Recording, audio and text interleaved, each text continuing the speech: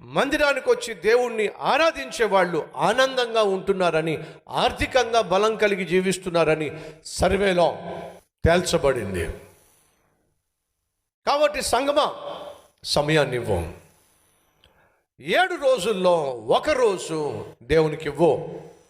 కొంతకాలం క్రితం కొన్ని గాడిదల మీద ఓ ప్రయోగం చేశారు.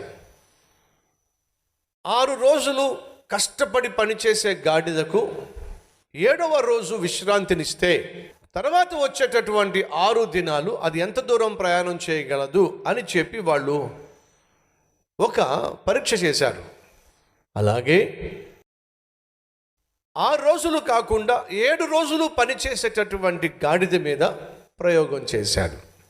వినండి ఫ్రెండ్స్, 6 రోజులు ప్రయాణం చేసి 7వ రోజున ఒక గాడిదకు విశ్రాంతినిస్తే, విశ్రాంతిని పొందుకున్న గాడిద సోమవారం నుంచి శనివారం వరకు ప్రతిరోజు భారమును మోస్తూ 30 మైళ్ళ దూరాన్ని ప్రయాణం చేసినట్టుగా వాళ్ళు గమనించారు.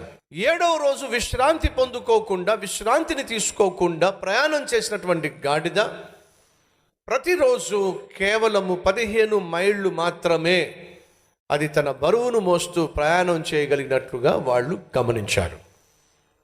ఏమర్థమవుతుంది?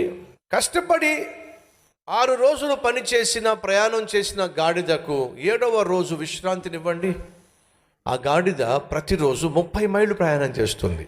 6 రోజులు కష్టపడి 7వ రోజు విశ్రాంతిని పొందుకోకుండా 7వ రోజు కూడా కష్టపడి ప్రయాణం చేసినటువంటి గాడిద కేవలము 15 మైళ్ళు మాత్రమే ప్రతిదినము అది